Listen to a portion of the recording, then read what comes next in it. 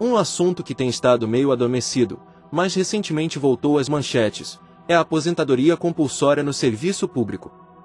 Isso foi suscitado particularmente em virtude da situação do ministro César Peluso, na época do julgamento do assim chamado mensalão. A legislação e a administração brasileiras têm coisas muito curiosas, seguidamente, inclusive, mal compreendidas e difundidas por alguns setores da mídia. Por exemplo, há um verdadeiro clamor contra as aposentadorias precoces e uma parafernália de disposições, das quais o fator previdenciário, no setor privado, é a mais conhecida, para impedi-las ou torná-las desvantajosas. Alega-se, com justas razões, que estamos vivendo mais e, pelo menos em tese, melhor. Mas teimamos em mandar para casa servidores que completam 70 anos, às vezes em plena capacidade laboral e que prefeririam não aposentar-se, até pelas perdas que se tem. Fator, aliás, frequentemente ignorado quando se fala no assunto.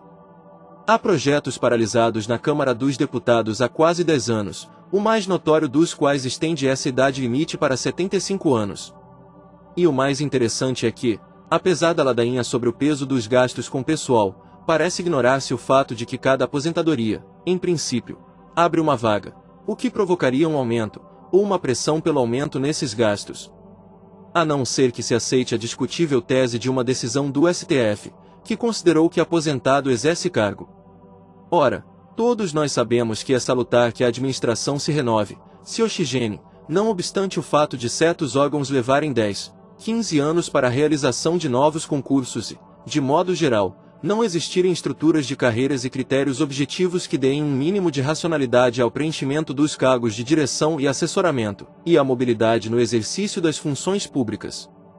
Particularmente no caso dos tribunais superiores, poder-se-ia até pensar na revisão do Instituto da Vitaliciedade e na hipótese de mandatos por prazos determinados, tudo isso associado à rediscussão sobre as formas de indicação e escolha de seus membros. O Congresso Nacional adquiriu essa prerrogativa pela Constituição de 1988, inclusive para cargos do Executivo, mas nunca a exerceu efetivamente. Como derivação dessas considerações, ressalte-se a propalada questão da chamada acumulação. O indivíduo aposentado no serviço público está sujeito a uma espécie de punição, pois não pode reingressar, sobretudo se for por concurso público, ou nele permanecer em atividade, por uma série de restrições de natureza legal ou prática.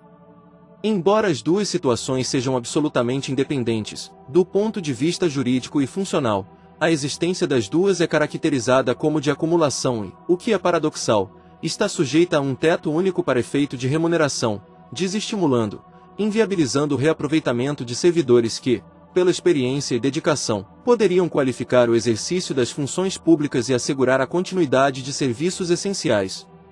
Estranho é este país, que impõe barreiras ao trabalho e a justa aspiração por melhores níveis de remuneração, sobretudo quando essa combinação resulta do esforço e da capacidade pessoais, e não de favoritismos ou partidarismos. Acima de tudo, não se alegue que os velhos não querem ceder seus lugares aos novos. Em primeiro lugar, é razoável que todos queiram melhorar, e não piorar, como hoje ocorre, seu padrão de vida. Em segundo lugar, menos peso haverá para a previdência social. Em terceiro, e definitivo, lugar, as novas oportunidades devem surgir naturalmente, pela expansão e melhoria dos serviços oferecidos à população, pelo aumento da eficiência funcional e da qualificação profissional, e muito especialmente, como consequência do próprio desenvolvimento econômico.